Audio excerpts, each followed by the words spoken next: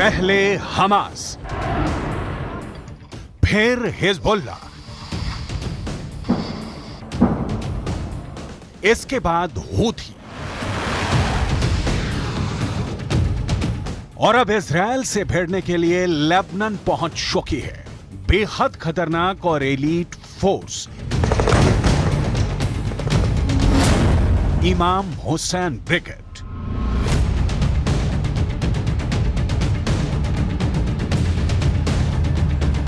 Israel के सैनिक 24 घंटे हर सेकंड आंखों में तेल डालकर इजरायल और लेबनान की बॉर्डर की सुरक्षा कर रहे हैं। और ऐसे वक्त में इजरायल को एक बड़ी खबर मिली है।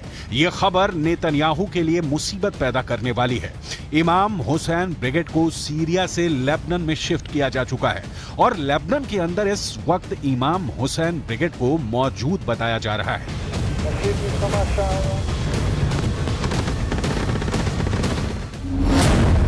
यह दावा इजरायल डिफेंस फोर्स के अरबी भाषा के प्रवक्ता अविचाई अद्राई ने एक ट्वीट के जरिए दी है।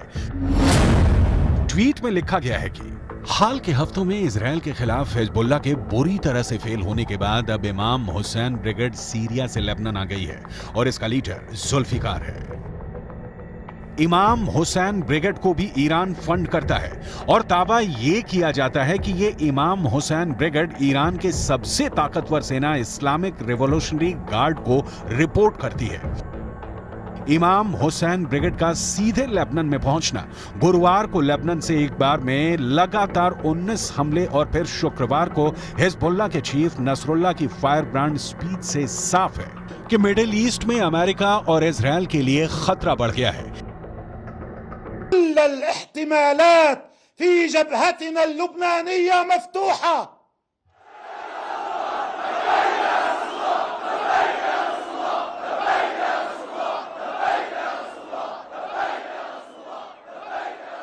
وأن كل الخيارات مطروحة ويمكن أن نذهب إليها في أي وقت من الأوقات. ईरान के राष्ट्रपति इब्राहिम रईसी पहले ही चेतावनी दे चुके हैं कि गाजा पट्टी को क्रॉस करके इजरायल ने रेड लाइन क्रॉस कर दी है।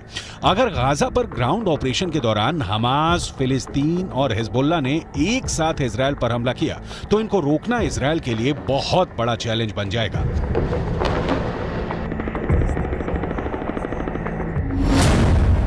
गाजा में हमास के लड़ाकों की तादाद 40 से 50 हजार के करीब है। उत्तर की तरफ लेबनान में मिलिशिया हिजबुल्लाह की तादाद 1 लाख से ज्यादा है। इनके सामने इजरायल में एक्टिव और रिजर्व फोर्स मिलाकर 6 लाख से ज्यादा सैनिक हैं। ये आंकड़े बताते हैं कि इजरायल के पास 4 गुना ताकत है।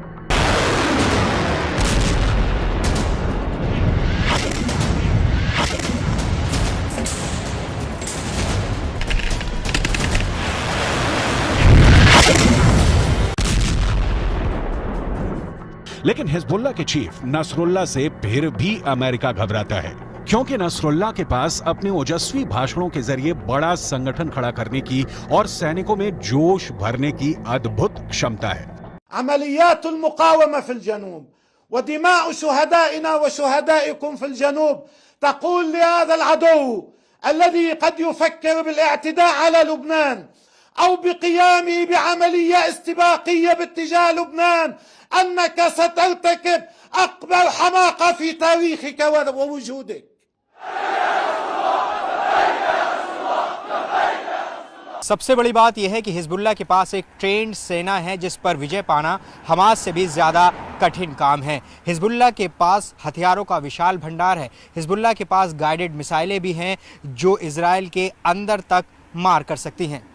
हिजबुल्लाह के पास एंटी टैंक मिसाइलों का बहुत बड़ा जखीरा है, जिसकी वजह से इजरायल को नुकसान भी पहुंचा है। ये मिसाइल ईरान से सप्लाई की जाती रही है और ऐसी मिसाइलों का हिजबुल्लाह के पास बहुत बड़ा जखीरा है।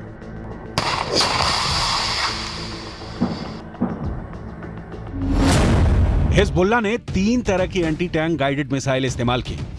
ये है कॉर्नेट, इसकी रेंज 5 किलोमीटर तक है। ये रूस की मिसाइल है, लेकिन अब ईरान इसका देसी वर्जन दहलाविया तैयार कर चुका है और ऐसी बहुत सी मिसाइल अब हिजबुल्लाह के पास हैं। दूसरी है BGM-71 TOW anti tank guided missile. Range है 3.5 किलोमीटर। यह अमेरिका में बनी मिसाइल है, लेकिन अब इसकी नकल ईरान तैयार कर रहा है और उसने हिजबुल्लाह को सप्लाई की है। तीसरी है 85 कॉनकोर्स, रेंज 4 किलोमीटर। यह भी रूस ने बनाई है और अब ईरान में ये दोसान नाम से तैयार की जाती है। तीनों मिसाइल बहुत ही घातक है। 7 अक्टूबर के बाद हिजबुल्लाह सीधे जंग में नहीं कूदा था। इजरायल की तरफ से हिजबुल्लाह को चेतावनी लगातार दी जा रही थी, लेकिन नॉर्दर्न बॉर्डर पर जंग की शुरुआत इजरायल डिफेंस फोर्स की तरफ से की गई, क्योंकि छुटपुट शुरुआती गोलीबारी के बीच सबसे बड़ा और ताबड़तोड़ हमला इजरायल की तरफ से ही किया गया था।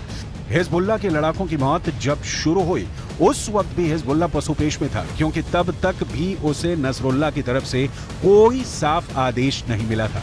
लेकिन जब गाजा के अंदर बैप्टिस्ट अस्पताल पर हमला हुआ और बड़ी संख्या में अस्पताल के अंदर लोगों की मौत हो गई, तब हिजबुल्लाह ने लड़ाई छेड़ दी। हालांकि ये फुल स्केल वॉर अभी भी नहीं है।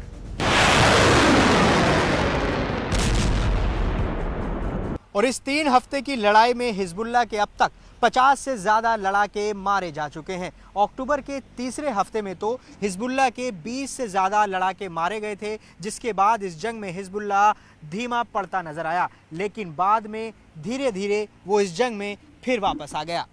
ईरान कभी अपनी जमीन पर युद्ध नहीं लड़ेगा, क्योंकि उसके रणनीतिकार बहुत होशियार हैं। ईरान की सरकार यमन, इराक और सीरिया को जमीन का इस्तेमाल करके अमेरिका और इजरायल के ठिकानों पर हमला कर रही है। इन देशों में अपनी जड़ें जमाने के लिए ईरान ने बरसों की मेहनत की है और अब वो उसका फायदा उठाना चाहते हैं। लेबनान एक ऐसा ही देश है जो जंग की चपेट में धीरे धीरे आता जा रहा है। लेबनान के अखबार नहार नेट ने यह रिपोर्ट किया है कि इजरायल ने ब्लीडा इलाके के पूर्वी बाहरी इलाके में फास्फोरस बम से हमला किया है, जिसकी वजह से वहां मौजूद आसपास के जंगलों में भारी आग लग गई थी। इन फास्फोरस बमों से लगी आग लंबे इलाके में फैले जंगलों तक फैल गई, जिससे भारी नुकसान हुआ। इजराइल की तरफ से लगातार ये कहा जा रहा है कि लेबनान हिजबुल्लाह के कंधों पर बंदूक रखकर जंग में कूदने का जोखिम ना उठाए, क्योंकि इस बार लेबनान बहुत बुरी तरह जंग की चपेट में आएगा और फिर ये कहकर पल्ला नहीं झाड़ सकता कि इस जंग में उसे हिजबुल्लाह ने घसीटा है। इजरायल के प्रधानमंत्री बेंजामिन नेतन्याहू पहले ही ये कह चुके हैं कि लेबनान को इस बार ऐसा जवाब दिया जाएगा कि वो दूसरी जंग लड़ने के काबिल ही नहीं बचेगा। שאתם עושים פה ומה ששמעתי עכשיו מהמפקדים שלכם זה דבר חשוב מאין כמוהו. אתם הורגים אנשי חיזבאללה שמנסים לתקוף את קו החזית שלנו. אני לא יודע עכשיו, כשאני נמצא איתכם, אני לא יכול להגיד לכם כרגע אם חיזבאללה יחליט להיכנס בצורה מלאה למלחמה.